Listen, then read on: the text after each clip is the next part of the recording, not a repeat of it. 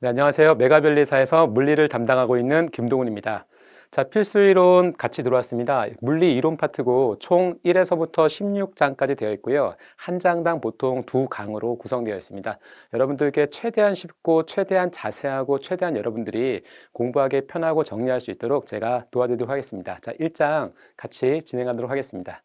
1장 운동학 파트에서 일단 얘기하고 싶은 건 뭐냐면 거리에 대한 내용을 처음에 얘기하려고 하고 그 거리와 변이가 어떻게 다른지 같이 보도록 하겠습니다. 두 번째로는 속력과 속도입니다. 그걸 비교 한번 해보고요. 그럼 속도와 가속도는 어떻게 다른지 비교하게 되고 등가속도 운동이 어떤 운동이 있고 등가속도 운동에 필요한 공식들이 어떤 것인지를 같이 보도록 할 텐데 우리 변리사에서는 이 등가속도 운동 공식을 정확하게 알고 있을 때 풀 수 있는 문제들이 꼭 한 문제씩 나오니까 등가속도 운동 공식은 여러분들이 제가 증명도 해주겠지만 무조건 외우셔야 된다는 것을 먼저 생각해 두시면 될 것 같고요. 증가속도 운동이 여러분 기본적으로 이 공식적으로도 나오는데 아주 가끔씩 그래프를 해석하는 것도 있으니까 그래프에서는 어떻게 나오는지 다시 한번 봐주시면 좋겠습니다. 그런 다음에 상대 속도까지 보는 것을 첫 번째 시간에서 하는데 근데 여기서 이 등가속도 운동을 조금 더 확장하는 개념이 뭐가 나오냐면 이 중력장애 운동이 나오는데 중력장애 운동에서 자유낙하, 연직 하방, 연직 상방 그리고 옆으로 던진 물체 운동, 비스듬히 던진 물체 운동 이런 파트들이 나오는데 첫 번째 시간에서는 여러분 기본적으로 자유낙하까지 같이 공부를 해보도록 하겠습니다. 근데 자유낙하 공부했을 때 많이 등장하는 개념 중에 하나가 바로 이 종단 속력에서 관련된 내용인데 그런 것들에 대해서 여러분들과 같이 공부하는 시간을 갖도록 하겠습니다. 다시 말하면 자 우리가 이 1장을 공부할 때 가장 기본적으로 얘기될 것 중에 하나가 뭐냐면 여러분 자 공부를 할 때 있어서 이게 피직스 스토리거든요. 그러니까 스토리 라인을 같이 만들어 가면서 공부를 하면 좋을 것 같은데 1장 단원에서 얘기하고자 하는 것들은 뭐냐면 자 일단 거리가 있어요. 거리. 우리가 물리에서 기본적으로 가장 기본적으로 이 거리를 어떻게 보냐라는 것인데 이 거리를 시간으로 나눠주면 시간에 따라서 보면 그것이 바로 속도라는 개념이 나옵니다. 다시 이 속도를 시간으로 나눠줬을 때 그것이 뭐가 되냐면 바로 가속도가 되죠. 그러니까 물리의 이 가속도를 다시 보면 F는 ma가 되거든요. 그러니까 가속도가 무슨 뜻이냐라고 보면 운동 상태가 변한다는 것입니다. 가속도는 운동 상태를 변화시킨다라는 거예요. 그러면 여러분 이 속도가 뭐냐면 이 속도가 바로 물체의 운동 상태가 된다라고 표현합니다. 자, 물리는 그 물체의 운동 상태를 속도라고 표현하고 그 운동 상태를 변화시켜주는 것이 가속도라고 표현하는데 그 운동 상태를 변화시켜주려면 그 물체한테 힘이 작용해야 된다라고 생각할 수 있겠죠. 그래서 물체한테 힘이 작용하면 정지한 물체가 운동하기도 하고 운동하는 물체를 더 빠르게 더 느리게도 하는 것이 바로 물체에 힘이 작용하기 때문에 그렇다라고 생각하면 되는데 그래서 이 1장에서 얘기하는 건 뭐냐면 그 물체한테 힘을 줬을 때 가속도 운동을 하는 그 가속도 운동의 기본을 해가지고 그러면 물체한테 힘이 작용하지 않으면 가속도가 0이 되겠죠. 가속도가 0이면 운동 상태 변화가 없으니까 그 물체의 운동 상태가 일정하겠죠. 그 물체의 운동 상태가 일정하다는 것은 정지한 물체는 계속 정지할 것이고 운동하는 물체는 여러분 일정하게 운동하는 등속도 운동이라는 표현을 씁니다. 그래서 등속도 운동에 대해서 공부하게 되고 가속도 운동에 대해서 공부하게 되고 그 작용한 힘이 일정하면 어떻게 되겠어요? 그 작용하는 힘이 일정하면 바로 가속도가 일정하겠죠. 그런 운동을 우리 뭐라고 표현합니까? 바로 등가속도 운동이 되겠죠. 그래서 여러분 등가속도 운동이 공부하게 될 것이고 그 등가속도 운동이 우리 변리사에서 많이 나오는 개념이다라는 것을 말씀드리면서 그 일정한 힘의 가장 대표적인 케이스가 중력이거든요. 중력은 우리가 보통 어떻게 표현하냐면 mg라고 표현합니다. 그래서 여러분 mg equal ma니까 가속도가 얼마가 되죠? 중력 가속도 g가 되죠. 그랬을 때 나오는 운동의 형태가 5가지 운동의 형태가 있다라고 해석할 수 있는데 우리 변리사는 여러분 이 등가속도 운동과 이 5가지의 중력장애 운동에서 많이 기출된다라고 해석할 수 있습니다. 그래서 오늘 저랑 같이 공부할 가장 기본적인 내용은 바로 이 힘이 작용하지 않을 때 등속도 운동을 해석하는 방법, 힘이 작용할 때 물체가 가속도 운동한다는 그 의미, 그런 다음에 그 힘이 일정할 때 바로 등가속도 운동할 때 이 정확한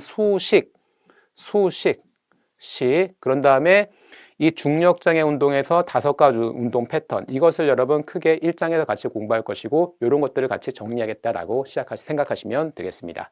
자, 본격적으로 그러면 처음에 힘이 작용하지 않았을 때 가속도가 0이라는 거죠. 그거를 우리는 등속도 운동이라고 보통 표현합니다. 그러니까 가속도가 0이라는 것 자체가 물체 작용하는 물체 작용하는 힘이 0이라서 운동 상태가 0이니까 정지한 물체는 정지하고 운동할 때는 등속 직선 운동할 텐데 그 등속도 운동에 대한 패턴을 같이 보도록 하겠다라고 생각하시면 되겠습니다.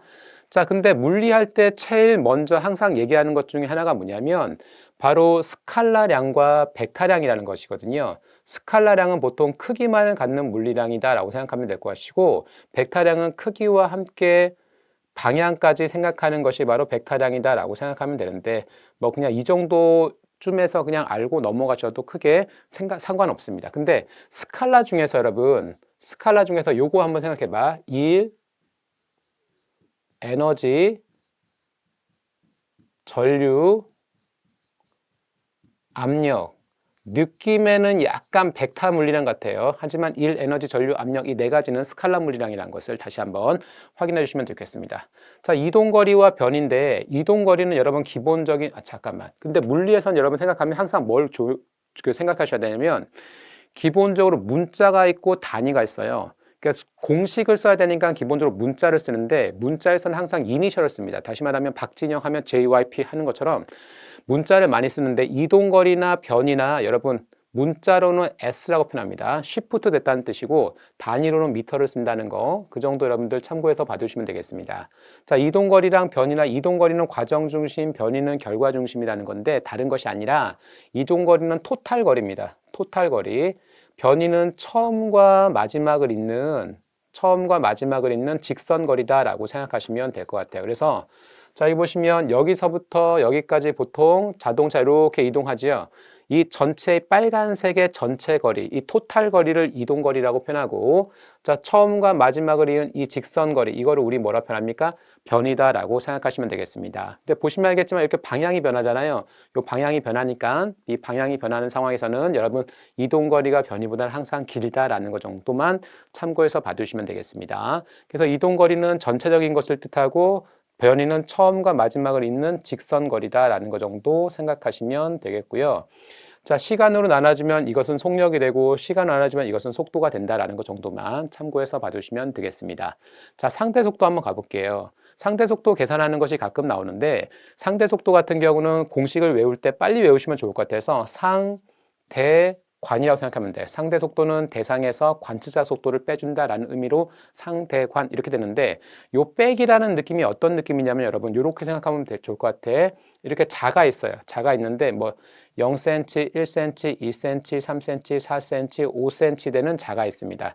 여기에 물체가 이렇게 생기는 물체가 있어. 이거 몇 cm짜리죠? 보면 1cm, 2cm, 3cm짜리인데 얘를 기본적으로 이 물체를 길이를 측정할 때 여기서부터 여기까지 길이, 다시 말하면 5cm에서 여기서부터 여기까지 길이를 빼주겠죠. 다시 말하면 2cm만큼 빼주겠죠.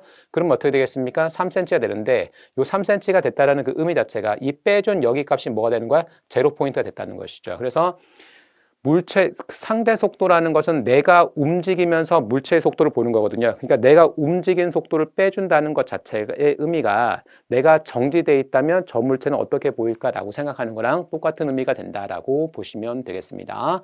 상대 속도 잠깐 보시면 A에서 본 B의 속도입니다. 자, A가 뭐죠, 여러분? 관찰자가 되고 A가 관찰자가 돼서 B의 속도를 본다라고 해석하시면 되겠습니다.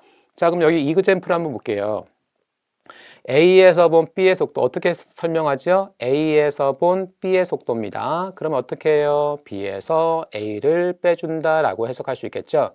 자, A가 60이고요. B가 80입니다. 그래서 여러분 같은 방향이니까 80 빼기 60 하면 얼마 되겠습니까? 20km/h가 된다라고 생각할 수 있죠. 같은 방향일 때는 어떻게 돼요? 두 개를 빼주면 된다라고 생각하면 되는데 밑에 보시면 똑같이 A에서 본 B의 상대 속도인데 B에서 어떻게 해줘요? A를 빼준다라고 돼 있죠. 근데 보시면 알겠지만 B가 80이 가고요. A가 얼마입니까? 60이 갑니다. 빼주면 20이 된다라고 할 수가 없죠. 이것을 접근하는 가장 좋은 방법 중에 하나가 뭐냐면 자 보시면 상대 속도거든요. 속도는 기본적으로 벡터 물리량이라고 표현하고 벡터 물리량은 뭘 하냐면 방향을 고려합니다. 방향을 고려한다는 것은 여러분 부호를 생각한다는 것인데 일반적으로 오른쪽으로 움직이는 걸 플러스면 왼쪽으로 움직이는 것이 마이너스 이렇게 표현해서 자, 일반적으로 A가 움직여서 플러스 방향이라고 한다면 B는 플러스 방향과 반대 방향이니까 마이너스 붙이면 될 것이고 얘를 빼주면 되죠. 그러니까 마이너스 80 빼기 마이너스 60이니까 마이너스 140이 된다라고 생각할 수 있더라라고 표현할 수 있습니다. 자, 그렇기 때문에 이 마이너스라는 그 의미 자체가 뭘 뜻하는 거죠, 여러분? 바로 A가 움직이는 것은 반대 방향으로 B가 움직인다라고 표현하는데 이 마이너스는 사실 중요하지 않습니다. 뭐가 중요하냐면 변리사 물리에서 보시면 일단 여러분 상대 속도 같은 경우는 상대 속도의 크기가 중요합니다. 그래서 여러분 첫 번째 이그젬플과 두 번째 이그젬플에서 같은 방향일 때와 반대 방향일 때를 봤는데 보통 1차원 상에서 얘기하는 거예요. 같은 방향일 때는 두 개의 속도를 빼기 해주는 거고 빼준다라고 생각하시면 될 것 같고 반대 방향일 때는 상대 속도 구할 때 두 개의 속도를 더해주면 된다라고 생각하시면 되겠습니다. 그래서 이거를 계산하는 방법 같은 방향이면 빼기 반대 방향이면 더하기면 쉽게 접근이 가능하다라고 해석하시면 되겠습니다. 그래서 여기서 첫 번째로 이동거리와 변위를 봤고요. 이동거리는 토탈의 개념, 변위는 처음과 마지막을 잇는 직선의 개념. 그랬을 때 방향 변화가 생기면 무조건 이동거리가 변위보다 크다라고 생각하시면 될 것 같고 상대 속도는 상대관으로서 대상에서 관측자 속도를 빼주는데 같은 방향이면 빼줬을 때 빨리 편할 수 있고 반대 방향이면 더했을 때 빠르게 접근이 가능하다라고 보시면 되겠습니다. 자, 그러고 나서 두 번째로 잠깐 보시면 자, 등속도 운동이라는 개념이 있어요. 다시 볼게. 힘이 작용하지 않으면 가속도가 0이니까 정지한 물체는 정지하겠지만 운동하는 물체는 어떻게 되겠습니까? 일정하게 운동할 것이다 라고 표현할 수 있겠죠. 등속도 운동의 대표적인 그림이 이 그림인데 자, 1초 동안 여러분 얘가 30cm, 그 다음번에 30cm, 그 다음번에 30cm, 그 다음번에 30cm 이렇게 이동한다고 했을 때 1초일 때 30, 2초일 땐 60, 3초일 때 90, 4초일 땐 뭐가 되겠습니까? 120이 될 것이니까 거리 시간 그래프를 통해서 어떻게 확인할 수 있냐면 그래프의 기울기가 일정하다는 것을 확인할 수 있겠죠. 그래프의 기울기는 어떤 의미가 있냐면 바로 속도라는 의미가 있는데 바로 시간당 얼마가 돼서 이동 거리일 텐데 그 속도가 일정하다라고 표현할 수 있겠죠. 그럼 여러분 그 속도 시간 그래프를 이렇게 딱 그려보게 되면 그 속도가 어떻게 되겠습니까? 얘로 따지면 얼마가 되겠습니까? 30cm/s 이렇게 표현할 수 있겠죠. 그래서 일정하게 이렇게 된다라고 볼 수 있는 것이고 그래서 여러분 이 그래프 면적이 어떻게 되겠어요, 여러분? 바로 속도 곱하기 시간이니까 속도 곱하기 시간 그래프 면적은 이동거리 이렇게 표현할 수 있더라라고 생각할 수 있겠죠. 혹시라도 학생들 중에서 선생님 여기서 이동거리를 써야 될지 변위를 써야 될지 어떻게 되나요? 라고 질문을 하게 된다면 여러분 방향 변화가 없잖아요. 방향 변화가 없을 때는 처음과 마지막을 잇는 직선거리나 전체 거리나 똑같을 것이니까 이동거리와 변위가 서로 동일할 것이다 라고 판단 가능하겠죠. 오케이? 그래서 이동거리 S는 V 곱하기 T 이렇게 표현할 수 있습니다. 여러분 팁으로 잠깐 보시면 등속도 운동한다. 속도의 크기가 일정한 운동이다 라고 생각하시면 여러분 힘평형이라는 것 자체는 물체 작용하는 힘이 0이거든. 물체 작용하는 힘을 다 더해봤더니 0이라는 것은 가속도가 0이잖아요. 그러면 정지한 물체는 정지할 것이고 운동하는 물체는 등속도 운동하겠죠. 관성이란 법칙 자체가 뭘 뜻하는 겁니까? 물체에 힘이 작용하지 않으면 정지한 물체는 정지하고 운동하는 물체는 일정한 운동을 할 것이다 라고 표현할 수 있으니까 관성의 법칙도 동일한 어떤 그런 내용이다 라고 생각하시면 되겠습니다. 자, 두 번째 이 그림에서 두 번째 그 슬라이드에서 제일 중요한 포인트는 뭐냐면 등속도 운동했을 때 우리가 쓸 수 있는 식입니다. 우리가 쓸 수 있는 식을 선생님이 간단히만 정리하면 V가 V0로 일정하다라고 표현할 수 있어요. 다시 말하면 V가 V0로 일정하다. 처음 속도와 마지막 속도가 똑같다라고. 오리지널 속도와 나중 속도가 똑같다는 것이고요. 거리는 바로 속도 곱하기 시간인데 그 처음 속도가 그대로 계속해서 유지된다라고 해가지고 이 수식적인 것을 일단은 여러분 두 개를 챙겨두시면 이것이 바로 등속도 운동이라는 거 챙겨두시면 되겠습니다. 자, 변리사 물리에서 여러분 공식을 알았을 때 중요한 것 중에 하나는 뭐냐면 변리사 물리는 여러분 우리가 추론형 문제라기보다는 보통 계산형 문제가 많이 나오고 개념 자체를 물어보는 경우가 많기 때문에 정확하게 수식을 알고 있을 때 여기다가 숫자를 넣거나 문자를 넣게 되면 정답을 찾는 경우가 금방이기 때문에 이 상황이 어떤 상황에서 어떤 공식이 나오는지를 여러분들 체크하는 것이 조금 편하게 그리고 고득점을 받을 때 그냥 조금 공부해서 고득점을 받을 때 편하게 쓸 수 있다라고 생각하시면 되겠습니다. 자, 오케이. 자, 이제 그 다음 번 보시면 앞에서 배웠었던 두 가지 파트에 대해서 한번 정리 한번 해볼게요. 자, 이동거리라는 개념과 변이라는 개념이 있습니다. 방향 변화가 없으면 둘 다 어떻게 되겠어요? 똑같겠죠. 그 처음과 마지막을 잇는 직선거리나 방향 변화가 없으면 처음과 마지막을 잇는 직선거리가 똑같겠죠. 근데 방향 변화가 생기는 순간 무조건 뭐가 되겠습니까? 이동거리가 변이보단 클 것이다 라고 표현하시겠죠. 이거를 시간으로 나누면 그게 뭐가 되겠습니까? 속도가 되고 속력이 될 텐데, 자, 속력과 속도 중에서 그러면 방향 변화가 없으면 속력이나 속도나 똑같이 쓸 수 있겠지만 방향 변화가 생기면 속력과 속도가 조금 다른 개념이 되겠죠. 그랬을 때는 보통 속력이 속도보다 크다라고 생각하시면 되는데, 여기서 여러분 우리 변리사 문제에서 조금 확인할 것은 뭐냐면 속력과 속도를 구별은 잘 하지 않는데 이동거리와 변이는 구별을 잘 합니다. 그러니까 이동거리와 변이를 어떻게 구별되는지 정도만 생각하면 되는데, 딱 키워드는 뭐가 되겠습니까? 방향이죠. 방향 변화가 없으면 똑같은데 방향 변화가 있으면 어떻게 되겠어요? 이동거리가 무조건 크다. 그 정도만 여러분들 체크해 두시면 되겠습니다. 자, 그러고 나서 수직적으로 두 물체가 충돌할 때까지 걸린 시간인데 상대 속도를 두 물체의 떨어진 거리로 나눠주면 된다라고 요 공식 일단 눈에 넣어두세요. 눈에 넣어두시고 이것 자체가 어떻게 쓰이는지는 여러분 조금 이따 이그젬플을 통해서 확인하도록 하겠습니다. 그런 다음에 우리가 뒤에 가면 여러분 1차원 운동 말고 2차원 운동만 되거든요. 2차원 운동이 된다는 것의 가장 대표적인 케이스가 중력이 작용하는 공간이야. 이렇게 중력이 작용하는 공간. 그러니까 수평면적인 공간이 있고 중력이 작용하는 공간이 있는데 이 중력이 작용하는 공간에서는 수평 방향과 수직 방향이 나오겠죠. 수평 방향과 수직 방향. 근데 여러분 수평 방향이라고 표현하고 수직 방향을 표현하는데 이 수직 방향을 다른 말로 표현하면 연직 방향이라고 표현하게 됐습니다. 연직 방향.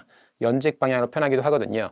근데 수평 방향을 항상 무슨 운동하냐면 등속도 운동이고 연직 방향으로 항상 무슨 운동이냐면 등가속도 운동이 된다라는 것 정도만 참고해서 봐두시면 되겠습니다. 자, 이렇게 돼서 수평 방향으로는 등속도 운동이다라고 생각하는데 여러분 이 컨셉이 대부분 다 어떻게 돼요, 여러분? 바로 등속도 운동하는 것에서 보통 나타난다라는 것 정도만 참고해서 봐두시면 될 것 같고, 자, 이 팁으로 여러분 보면 수평면이 있고 연직면이 있고 경사면, 얘를 빗면이 여러분 경사면입니다. 경사면 이런 것들이 있는데 도대체 얘가 뭐냐 필기하실 필요는 없을 것 같고 제가 간단하게만 좀 약간 정리 한번 해드리도록 할게요. 간단하게만 정리를 하게 되면 자, 수평면에서 보면 이 수평면은 여러분 책상이 수평면이라고 생각하시면 될 것 같아요. 이렇게 책상이 있고 이 수업을 들으려면 여러분 노트북이 있을 거니까 노트북이 이렇게 있습니다. 그러면 지금 얘가 어떤 상태냐면 지구가 노트북을 잡아당기는 중력이 있고요. 바닥이 노트북을 떠받치는 수직 항력이 있겠죠. 그러면 이 노트북에 작용하는 Y축으로 작용하는 힘을 보게 되면 0이 되겠죠. 어떻게 0입니까? 지구가 노트북을 잡아당기는 중력과 바닥의 노트북을 떠받치는 수직 항력에 의해서 바로 얘가 0이 될 것이니까 가속도는 얼마 되겠습니까? Y축으로 작용하는 가속도는 0이 되겠죠. X축으로 작용하는 힘이 없어요. X축으로 작용하는 힘이 없으니까 X축으로 작용하는 힘도 없으니까 X축으로 작용하는 가속도도 0이 되겠죠. 이렇게 되는 것은 여러분 F는 MA라는 것을 보통 보는 것이고 얘한테 작용하는 힘을 보면 이렇게 된다라고 생각하시면 되겠습니다. 이 노트북을 여러분 이렇게 위로 쭉 잡아당길 거야. 위로 쭉 잡아당긴 상태에서 손을 탁 놓게 되면 지구가 노트북을 잡아당기는 중력은 있는데 이 위가 없으니까 이퀄 얼마가 되겠습니까? MA가 되겠죠. 그러면 가속도가 얼마가 되겠습니까? G가 된다라고 표현할 수 있습니다. 그러면 이런 면을 이렇게 돼 있는 면을 얘를 뭐라고 표현하죠? 얘를 수평면이라고 표현하게 될 것이고 이렇게 위로 탁 올렸을 때 나오는 이 전체면 이런 면을 우리는 연직면이라고 표현하죠. 그래서 수평면에서는 보통 가속도가 얼마인 면이 돼요? 0인 면이 되고 연직면에서는 가속도가 G면이 된다라고 해석하시면 되겠습니다. 그 상태에서는 이 수평면을 이렇게 위로 올리면 다시 말하면 여러분 책상에 이렇게 있다 책상을 위로 이렇게 올리면 노트북이 두르륵 떨어질 거 아니에요. 그러니까 얘가 이렇게 책상면을 올렸을 때 노트북을 놓게 되면 노트북이 아래 드르륵 떨어질 텐데 이렇게 떨어지는 이유를 잠깐 보시면 지구가 물체를 잡아당기는 중력이 있고 바닥에 물체를 떠받치는 수직 항력이 이렇게 있을 때 얘를 그러면 어떻게 해야 되냐라고 질문하면 힘을 분해해야 되죠. 힘을 분해한다는 건 뭐냐면 얘가 움직이는 그 면을 기준으로 이렇게 힘을 분해해 봅니다. 힘을 분해해 봤더니 여기가 각도 세타죠. 각도 세타면 어떻게 되겠어요? 여러분 여기서 수평, 수직하게 분해했을 때 수직 항력은 분해가 안 되고 이 중력만 분해될 것이니까 세타고요. 수직이고요. 별입니다. 다시 말해 여기 수직이니까 얘가 세타가 되겠죠. 그럼 중력의 이 성분이 뭐가 되는 거야? mg. c죠, c. 코사인 세타. 이쪽이 뭐가 되겠습니까? 그러면 중력의 mg 사인 세타가 되겠죠. 그러면 여러분 얘네들은 캔슬 될 것이고 이쪽으로 작용하는 힘이 얼마가 되겠습니까? mg 사인 세타만큼 힘이 작용할 거니까 equal ma가 되겠죠. 그랬을 때 여러분 가속도가 G면이 뭐가 되겠습니까? 이것이 바로 경사면이라고 표현하기도 하고 얘를 바로 빗면이다 라고 표현합니다. 그래서 여러분 얘가 일반식이거든요. G 사인 세타가. 그러니까 G 사인 세타 이렇게 일반식인 이렇게 된 게 G 사인 세타 일반식이니까 세타가 0도가 되면 그것이 뭐가 되냐면 수평면이 될 것이고 이렇게 돼서 이렇게 확 올리죠. 그러면 세타가 수직이 되면 뭐가 되겠습니까? 바로 G가 된다라고 해석할 수 있겠죠. 자, 이 정도를 갖고 기본적으로 접근할 수 있는 내용이 바로 요거죠, 여러분. 그래서 경사면은 G 사인 세타가 될 것이고 연직면은 G가 될 것이고 수평면은 A가 된다. 가속도 A가 된다. A가 0이 된다라고 해석하시면 되겠습니다. 자, 이 정도 개념 정도 확인하시면 좋을 것 같고 자, 그러면 우리가 이그젬플, 자, 예제를 통해서 지금까지 배웠던 개념에 대해서 한번 체크 한번 해보도록 하겠습니다. 자, 문제 읽어보시면 그림과 같이 스카이다이버가 곡선 경로상에서 PQR을 따라 낙하고 있다. 스카이다이버가 종단 통로에 도달하여 P에서 Q까지는 등속 직선운동을 한대요. 등속 직선운동하고 낙하선을 탁 폈더니 어떻게 되겠습니까? 이렇게 방향이 변해서 왔다라고 되어 있는 문제입니다. 자, 만약에 출제자가 여기서 P에서 Q까지 이동한 것만 질문하게 된다면 여기서는 방향 변화가 없지요. 방향 변화가 없고 등속도 운동을 한다고 했으니까 힘평형 상태에 있다는 것을 얘기하는데 방향 변화가 없는 상황에서 여러분 이동거리와 변위를 비교한다면 이동거리와 변위는 동일합니다. 동일한데 이 문제에서는 어떻게 제한하고 있냐면 P에서 R까지니까 P에서 Q를 지나서 R까지 가는 거니까 뭐가 생겼어요? 방향 변화가 생겼죠. 방향 변화가 생기면 변위와 이동거리 중에서 반드시 이동거리가 커져. 반드시 이동거리가 커진다라는 것을 확인하시면 되겠습니다. 그러면 일반화할 때 어떻게 일반화하면 되겠어요, 여러분? 변위가 이동거리보다 커지는 경우는 아예 존재하지 않고요. 이동거리와 변위에서 방향 변화가 없으면 같은데 방향 변화가 없으면 이동거리가 무조건 커진다라는 것 확인해 주시면 되겠습니다. 자, 요게 첫 번째 포인트고 자, 두 번째 포인트는 뭐냐면 충돌할 때까지 걸린 시간이야. 충돌할 때까지 걸린 시간. 그림과 같이 수평면에서 수평면이라는 게 뭘 뜻하는 겁니까? 가속도가 0인 면이죠. 가속도가 0인 면이니까 운동할 때는 계속 어떤 운동하겠어요? 등속도 운동한다라고 보시면 되겠습니다. D만큼 떨어져 있던 두 물체가 각각 3V와 V의 속력으로 운동하고 있는 모습입니다.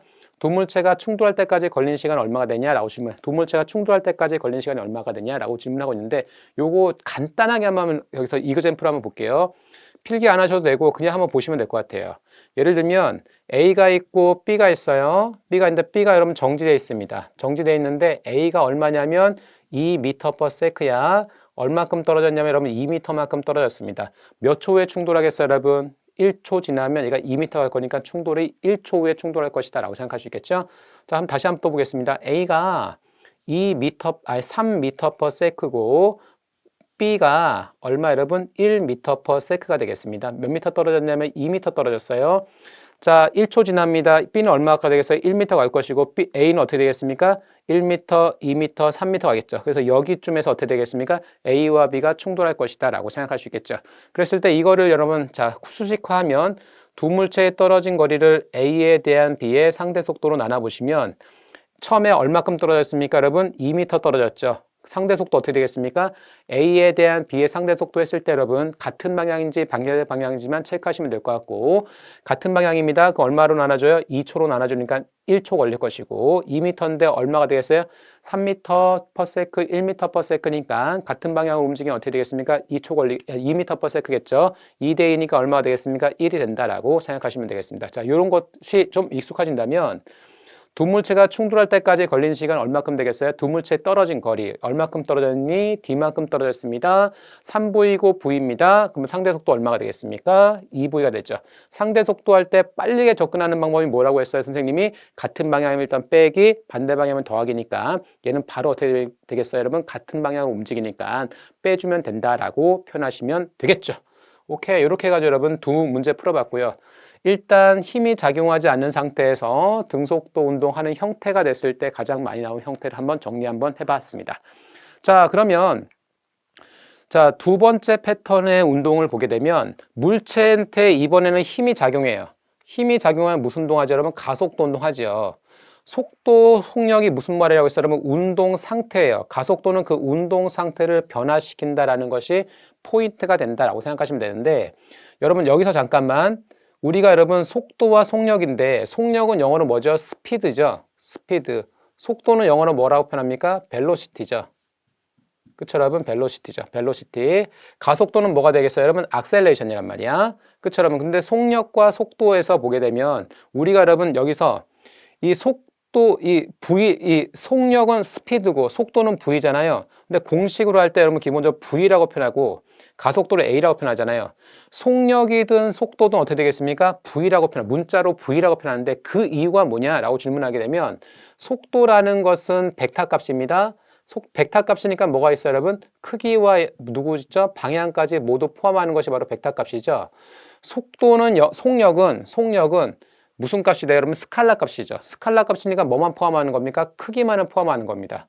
그러니까 여러분 속력 그럼 누가 더 큰 집합이 되겠어요? 속도가 더 큰 집합이 되겠죠. 속도는 크기와 방향, 속력은 크기. 그러니까 누가 더 큰 집합이 돼요, 여러분? 바로 속도가 속력보다 큰 집합이니까 얘를 나타낼 때 보통 V라고 해가지고 표현한다라고 생각하시면 되겠습니다. 자, 이렇게 될 것이고, 자, 그랬을 때 가속도라는 건 뭘 뜻하는 거냐면 속도를 정확하게는 시간으로 나눠준 값이 미분의 값이다라고 생각하시면 될 것 같고, 얘를 요거 조금 보게 되면 이게 이제 수학적인 포인트죠. 평균은 어떻게 되겠습니까? 두 점 사이의 기울기가 될 것이고 순간은 뭐가 되겠어? 그 점에서 접선의 기울기 정도 된다. 그 정도에 대한 포인트만 참고해 보시면 되겠습니다.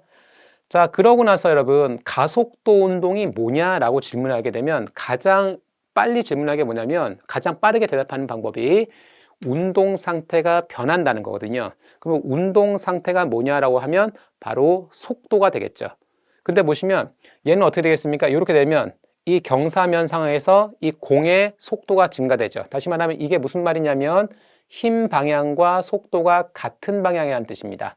힘 방향과 같은 방향으로, 운동 방향과 같은 방향으로 힘을 주게 되면 속도는 증가하게 될 것이고, 그러니까 가속도 운동이죠. 여기서는 어떻게 되겠어요? 브레이크를 걸거나 낙하산을 딱 피면 운동하는 방향과 반대 방향, 힘이 작용하는 것인데 그것이 운동하는 방향과 반대 방향으로 작용하게 되면 속도는 감소한다라고 표현할 수 있겠죠. 자, 마지막으로 얘가 비행기가 이렇게 날아가려고 하는데 줄이 있어서 얘를 이렇게 잡아당기죠. 근데 얘는 운동하는 방향과 수직하게 됩니다.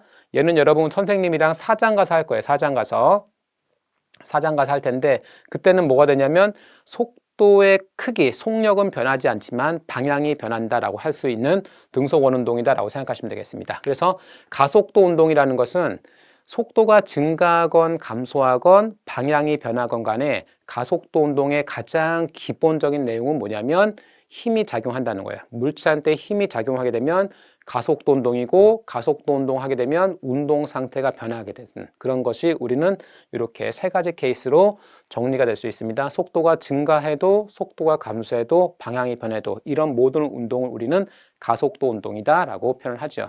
힘이 작용하는 운동이다 라고 표현을 합니다. 이 정도만 정리하면 될 것 같고 그런 다음에 자, 그 가속도가 일정한 운동을 우리 무슨 운동이라고 표현하죠? 등가속도 운동입니다. 자, 등가속도 운동은 그러면 어떻게 되겠어? 힘의 크기와 방향이 일정하게 작용하는 운동이 된다라고 해석할 수 있겠죠.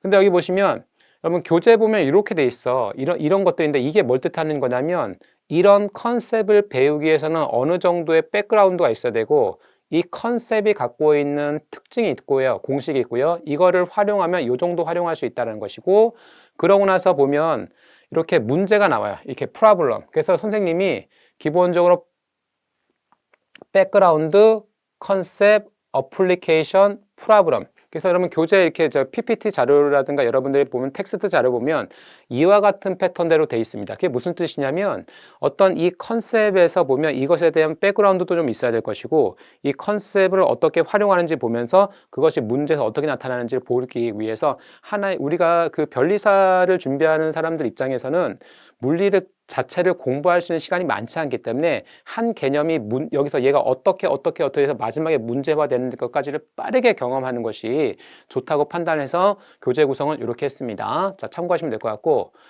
자, 그러고 나서 여러분 얘에서는 우리 변리사에서는 얘가 무조건 뭐냐면 이 식을 외워야 돼. 그냥 V는 V0 플러스 AT, S는 V0T 플러스 2분의 AT 제곱, EAS는 V제곱 마이너스 V0 제곱 이렇게 되는데 얘는 여러분 그 증명할 때 3장에 가서 증명하니까 에너지 보존 법칙에서 증명하는 거니까 이 정도 확인하시면 될 것 같고 어쨌든 간 여러분 V는 V0 플러스 AT, S는 V0T 플러스 2분의 AT 제곱, EAS는 V제곱 마이너스 V0 제곱. 요거는 여러분들 무조건 기본적으로 확인하고 있으셔야 된다라고 생각하시면 될 것 같고 가속도 운동이라는 것 자체가 여러분 보면 물체의 속도, 운동 상태가 변하는데 보시면 알겠지만 시간당 거리가 계속 변하잖아요. 시간당 거리라는 게 이게 속도인데 속도가 계속 변하는 운동을 하고 있다라고 하는데 그 변하는 운동이 일정하게 된다라고 해석하시면 되겠습니다. 자, 여기서 여러분 저랑 같이 이제 등가속도 운동에 대한 소식을 한번 정리 한번 해보도록 하겠습니다. 자, 등가속도 운동 소식은 여러분 일반적으로 보게 되면 봐봐. 등속도 운동이 외부에서 힘이 작용하지 않죠. 그러면 가속도가 0이죠, 여러분. 이 속도는 V0로 일정하게 되고 거리는 V0t가 되죠. 이거 이때 했던 거야. 근데 여러분 여기서 이제 그 힘이 일정하게 작용하게 되면 가속도가 일정해지잖아요. 가속도 운동한다는 게 무슨 뜻이죠? 운동 상태 속도가 변하잖아요. 그러니까 얘가 델타 V만큼 변한다는 것이고요.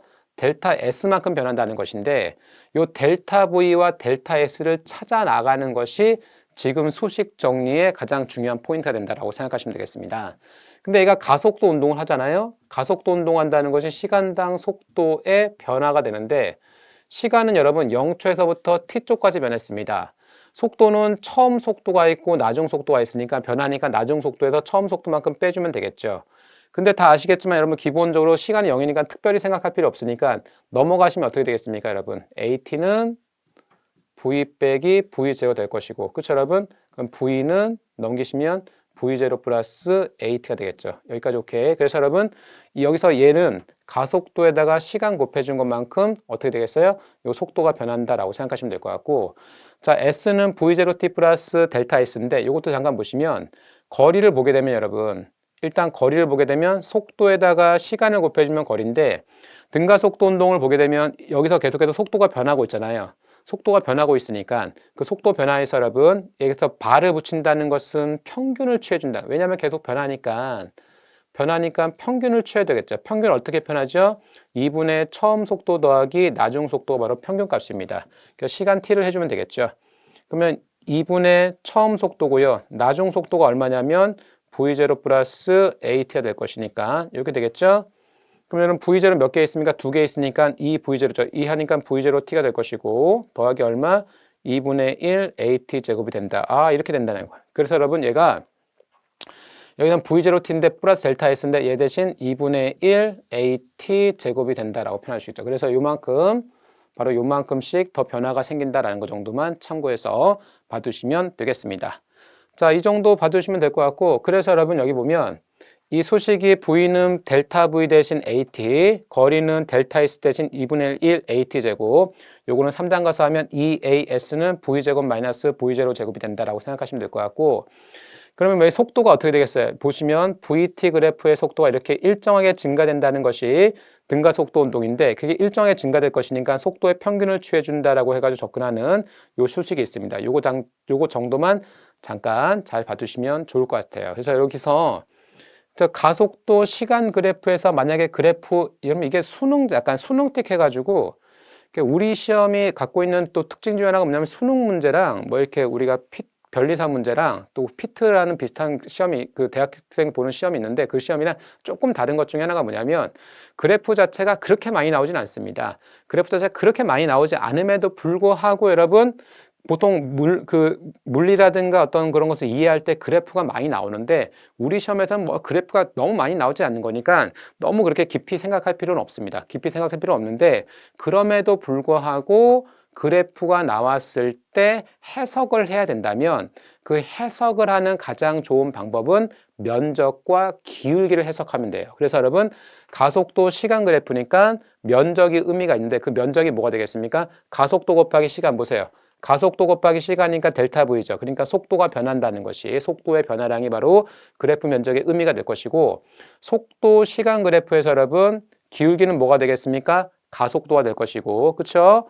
거리는, 이 면적은 뭐가 되겠어요? 속도에다가 시간 곱하면, 속도에다가 시간 곱하면 거리가 되겠죠. 그러니까 이 그래프 면적은 바로 이동거리가 된다라고 생각하시면 되겠죠. 또 이동거리 하면 또 학생들 헷갈리는 것이 변이에요. 그러니까 이동거리와 변이가 그 방향 변화는 둘 다 똑같다는 것이고요. 방향 변화가 생기면 무조건 뭐가 되는 거예요, 여러분? 바로 이동거리가 변이보다 커진다는 것이죠. 그러니까 뭐 그 정도 생각하시면 될 것 같고, 방향 변화가 없을 때는 뭐 똑같이 쓴다라고 생각하시면 되겠습니다. 변이 시간 그래프에서는 뭐가 의미가 있냐면 그래프의 기울기인데, 거리를 시간 나눠주죠. 서기가 나눠주면 그게 뭐가 되겠습니까? 속도 정도 된다라는 것 정도 참고해서 봐두시면 되겠습니다. 오케이.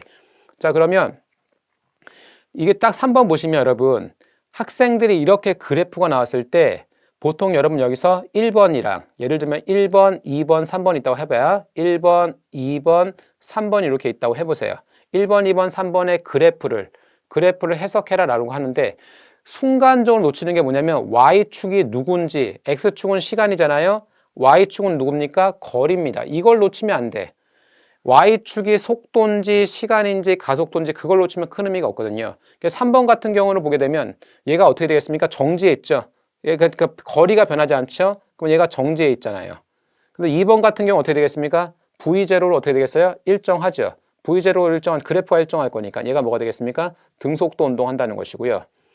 1번 같은 게 어떻게 되는가? 얘가 시간에 따라 거리가 막 변하잖아. 얘는 보통 무슨 운동하냐면 등가속도 운동합니다. 아, 선생님 가속도인지 등가속도인지 어떻게 알 수 있어라 하면 이렇게 그래프 주면서 여러분 가속도 그래프는 많이 주지 않습니다. 보통 그래프에서 주는 그래프에서 나올 수 있는 형태는 등속도 아니면 등가속도 형태가 우리 변리사에서 가장 많이 나오는 형태니까 아마도 문제에서 나오게 된다면 등가속도 운동이 될 것이다 라고 생각할 수 있겠죠. 자, 여기까지 봤을 때 기본적인 패턴 자체가 지금까지 뭐 했었냐면 힘이 0일 때 봤고요.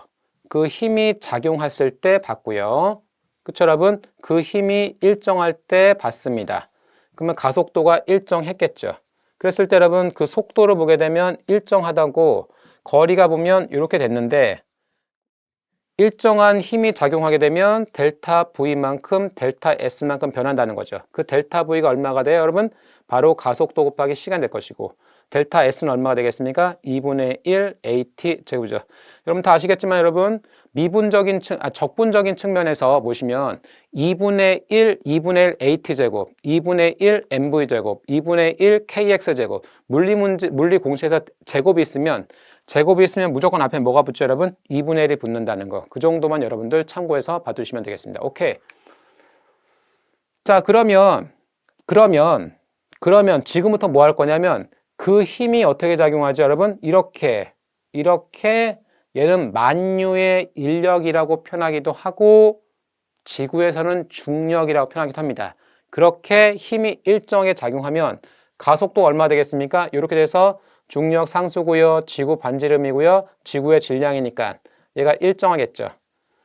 중력이라는 일정한 힘이 작용하니까 가속도가 바로 일정하죠. 그걸 얘를 보통 10m/s 제곱으로 보통 일정하다라고 보통 표현하죠. 그래서 여러분 이렇게 힘이 일정하게 작용하는 가장 대표적인 케이스 중력과, 그래서 자, 가속도가 G인 바로 운동을 된다라고 표현하시면 되겠습니다. 자, 그랬을 때 첫 번째로 보시면 여러분 등가속도 운동식 우리가 너무나도 잘 알고 있는 거 V는 V0 플러스 AT, S는 V0T 플러스 2분의 AT 제곱, 마지막식 요거는 증명하지 않았지만 EAS는 V제곱 마이너스 V0 제곱. 여러분 제발 외우세요. 꼭 여러분 우리 그 변리사 준비하는 학생들은 요 정도는 외워야지 한 문제 먹고 들어갑니다. 그 중에서 여러분 자유낙하라는 것은 처음 속도가 0인 상황이고요.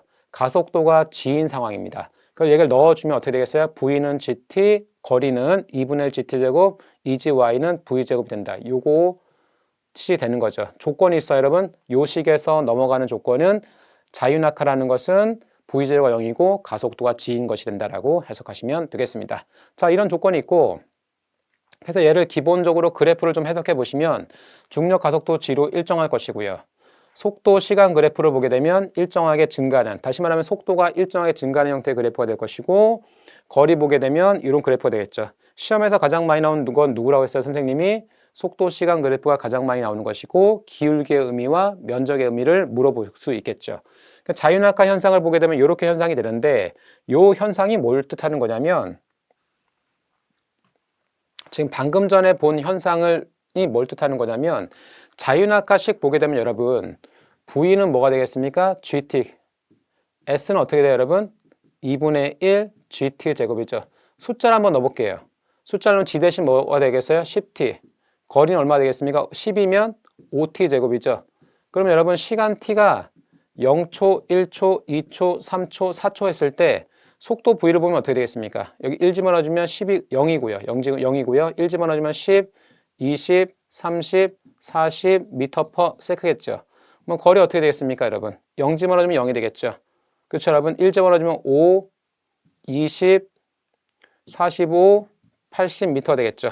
가속도는 어떻게 되겠습니까? 10 미터 퍼 세크 제곱으로 일정하겠죠. 그러니까 여러분 요거 자체를 시간 가속도, 시간 속도, 시간 거리라고 해서 이렇게 나타내 보면 이 시간 동안 가속도 보시면 어떻게 되겠습니까? 이거죠, 여러분. 10m per sec 제곱을 일정하죠. 그러면 1초 지날 때 얼마 되겠습니까? 10m per sec. 2초 지날 때 얼마 되겠어? 20m per sec. 10m per sec, 20m per sec. 이 그래프의 면적이 뭐가 되겠습니까? 속도의 증가량이라는 것이죠. 속도 시간 그래프 보겠습니다. 0일 땐 0이고 1일 땐 10, 20, 30, 40이죠. 그러니까 얘가 이렇게 딱 증가되겠죠. 그러니까 그래프의 기울기가 얼마 되겠어요, 여러분?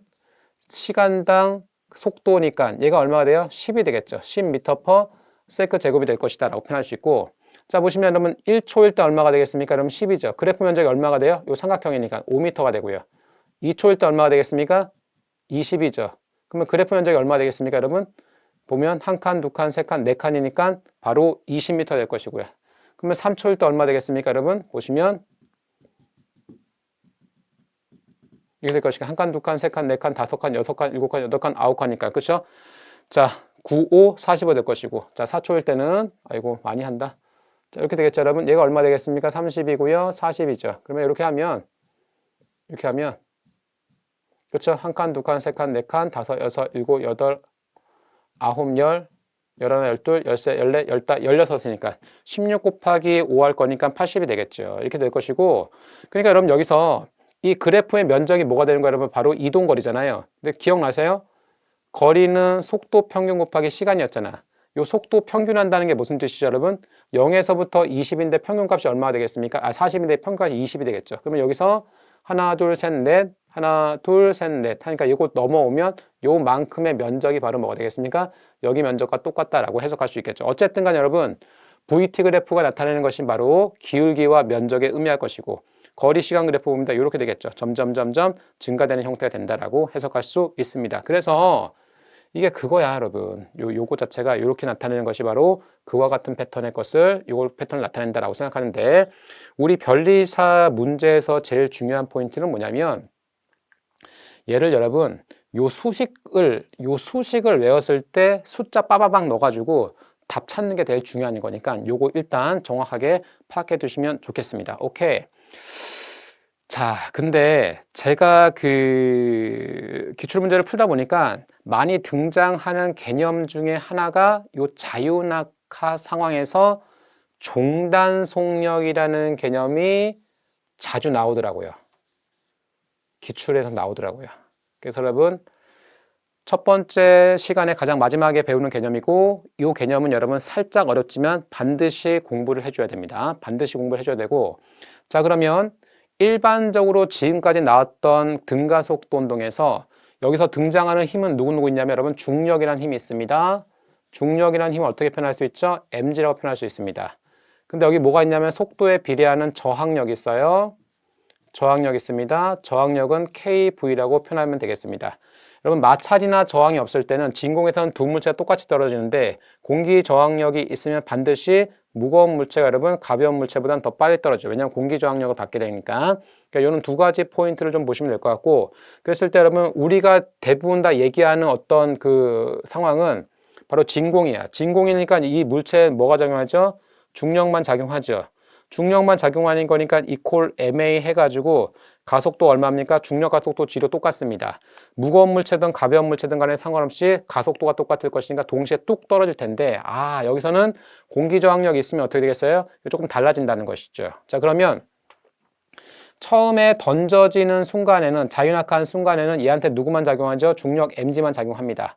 중력 mg만 작용하니까 이퀄 ma가 되기 때문에 가속도는 처음에 g가 돼요.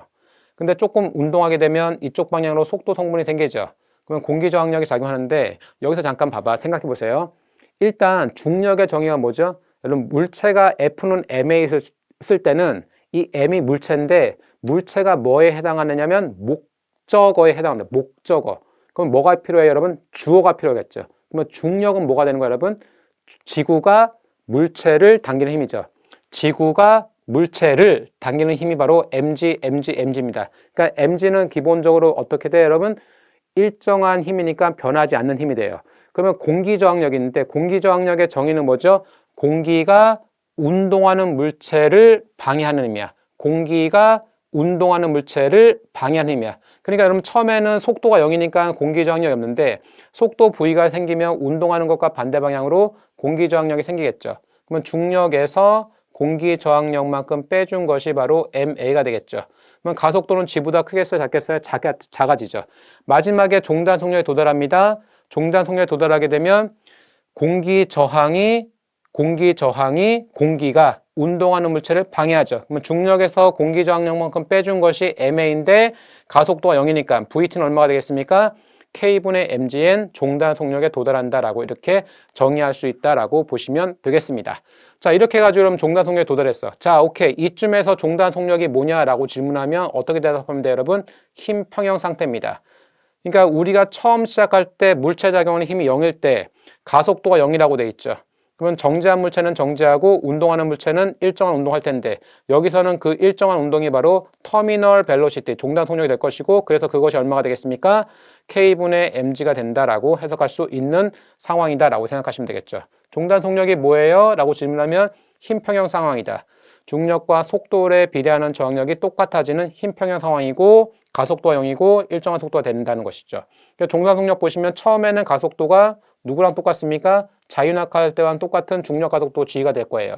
근데 운동하는 방향과 반대 방향으로 공기 저항력이 작용하니까 R자 힘, 물체 작용하는 힘이 점점 감소하면서 마지막에 가속도가 0이 될 것이고 가속도가 0이 되면 운동하는 물체는 일정하게 운동하죠. 그것을 우리는 종단 속력이라고 표현하고 K분의 mg다라고 표현을 합니다. 자, 이렇게 하는 것이 바로 종단 속력의 정의예요. 자, 그럼 얘가 변리사 문제로 나왔을 때 어떤 형태로 나올 수 있는지에 대해서 한번 풀어보도록 하겠습니다. 자, 문제 보겠습니다. 그림은 질량이 m인 물체가 공기 중에서 초기 속력 V0가 0으로 연직 방향으로 낙하하는 것을 나타낸 것이다. 첫 번째 문장을 통해서 뭘 확인할 수 있냐면 질량이 m인 물체가 연직 방향입니다. 다시 말하면 중력 mg가 작용할 수 있다는 것이고요. 초기 속도가 0으로 낙하한다는 것은 자유낙하한다는 것을 의미한다는 것이죠. 첫 번째 문장을 통해서는 중력이 작용하는 곳에서 자유낙하합니다. 낙하하는 동안 물체는 공기에 의한 저항력을 받습니다. 두 번째 문장을 통해서는 얘가 저항력을 받는다라고 해석하고 있고요. 세 번째 문장, 저항력의 크기와 물체에 작용하는 중력의 크기가 같아지면 두 개의 힘이 작용하는데 두 개의 힘의 크기가 같아집니다. 이걸 뭐라고 해석하죠, 여러분? 힘 평형이라고 해석하죠. 힘의 평형이 됩니다. 여러분, 힘의 평형을 수식적으로만 나타내면 어떻게 나타낼 수 있어요? 물체 작용하는 힘을 더했더니 0이 됐다는 것이죠.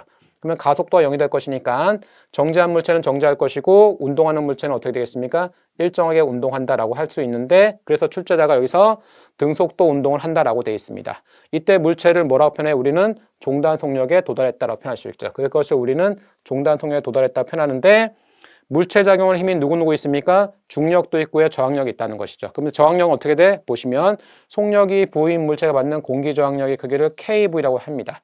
KV라고 합니다. 여기서 V는 속력이고 K는 뭐가 되겠습니까? 그냥 상수래. 상수라는 것은 뭘 뜻하는 거냐면 37, 356 어떤 숫자다라고 생각하시면 되겠습니다. 자, 그러면 지구가 물체를 잡아당기는 중력이 작용하고요. 여기서 속도 방향을 주죠. 공기가 운동하는 물체를 방해하는 누가 있습니까? 저항력이 있다는 것이죠. 얘에서 빼준 것만큼이 얼마가 되는 거야, 여러분? 0이 되겠죠. 그러면 이거를 다시 어떻게 되겠습니까? 얘를 이걸 다시 보면 mg는 얼마가 돼요? 그러면 kv가 될 것이고 얘가 어떻게 돼요? 종단 속력에 도달했다는 거죠. 그럼 vt는 얼마가 되겠습니까? k분의 mg 이렇게 우리가 정의할 수 있다는 것이죠. 그래서 여러분 기본적으로 문제를 읽으면서 얘한테 필요한 조건들을 쓰면 이렇게 수식적으로 깔끔하게 정리가 된다는 것이죠. 자, 그럼 여기서 VT는 얼마가 되겠습니까? K분의 얼마가 되겠습니까? 여러분, 종단 속력은 mg가 된다라고 표현할 수 있겠죠. 자, 그러면 속력이 2분의 1 VT일 때 물체의 가속도는 어떻게 되냐라고 질문하고 있습니다. 속력이 2분의 1 VT가 되면 물체 작용하는 가속도는 어떻게 되냐. 자, 4-2번은 여러분 난이도가 조금 있는 문제입니다. 만약에 물리 문제를 출제자가 쉽게 내겠다라고 한다면 이 문제를 쉽게 내겠다. 종단 속력을 구할 것이고 이 문제를 조금 어렵게 내겠다 하면 이렇게 문제를 내겠죠. 그럼 얘는 무슨 뜻이냐면 자 보세요. 중력에서 누굴 빼줍니까 여러분? 속도에 비례하는 저항력을 빼줬을 때 그것이 뭐가 되는 거예요 여러분? MA가 될 것이다 라고 해석할 수 있습니다. 자 그랬을 때 이 속력이 얼마가 된다는 거예요 여러분? 2분의 1 VT가 된다는 거죠. 이 속력이 얼마 된다고 여러분? 이 속력이 2분의 1 VT. 자 한번 해보겠습니다. mg고요. 빼기 k인데 얘가 얼마가 돼요 여러분? 이 종단 속력의 얼마? 2분의 1이죠. 그러면 여러분 2분의 1 곱하기 종단 속력 얼마입니까? k분의 mg가 되겠죠. 여기까지 오케이죠?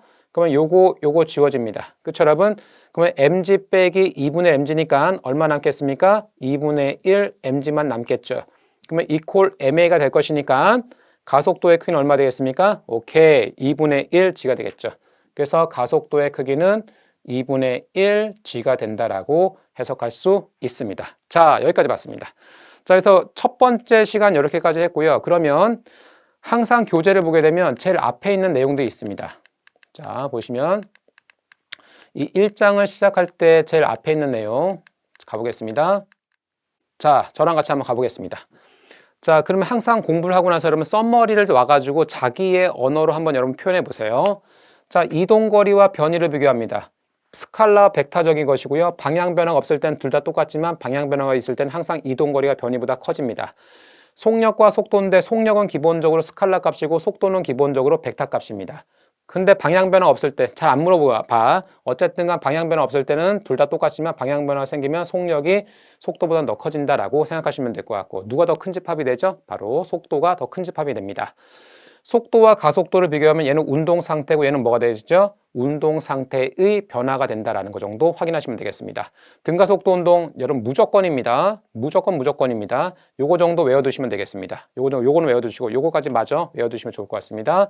그런 다음에 속도 시간 그래프 정도 여러분 해석할 때 얘가 왜 해석이 중요하냐면 기울기도 낼 수 있고 면적도 낼 수 있기 때문에 그렇다라고 해석하시면 되겠죠.